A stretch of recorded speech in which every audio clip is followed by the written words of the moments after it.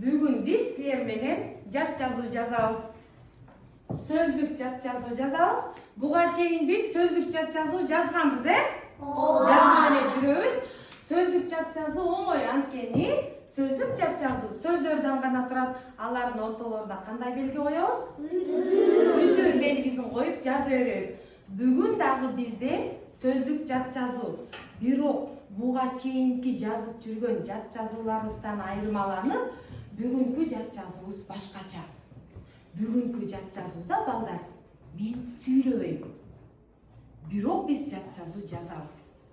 Бүгүнкү жат жазуубуз көрөбүз жана жазабыз деп аталат. Чоң айтабыз, келгиле.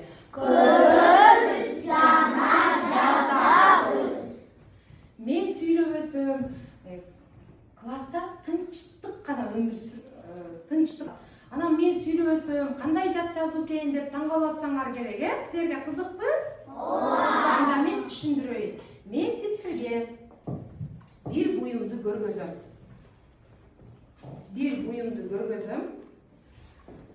Силер мисалы бул буюм эмне кандай аталат экенин билесиңер да, Көрөсүңөр дагы, деп унчукпай жаза бересиңер.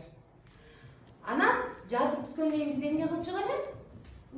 Колубузду өйдө көтөрөбүз. Мен байкап турам, ким бүттү, ким бүтө элек. Анан жалпы тегиз бүткөндө мен буюмду коём дагы, кийинки буюмга өтөм. Анан ошентип силер жаза бересиңер. Түшүндүңөрбү? Кызыктуу экен? Түшүнүктүү эле болдубу? Анан сөзсүз түрдө бул сөздөрдү жазып атканда биз эмнени унутпашыбыз керек? Бүтүр койгонду унутпашыбыз керек. Анткени булар буюмдар, сөздөрдү катарынан жазып кете беребиз. Баштадыкпы анда? Баштардын алдында биз унутпашыбыз керек. Мен силерди эсиңерге салышым керек. Эмнеден баштайбыз жат жазууну? Абзац менен баштайбыз. Анан дагы Чоңдамга менен. баштамга менен баштайбыз. Азаматсыңар, баштамга менен баштайбыз. Бүгүн сөздүк жат жазуу болгон үчүн биз биринчи сөзүбүздү гана баштамга менен жаза алабыз дагы, калганын бүтүр коюп кичинекей тамга менен жазып кете бересиңер. Мен качан бүттү дегенде чекитти коебуз дагы анан текшеребиз. Түшүнүктүүбү? Анда биз жазып баштадык. Даярбызбы?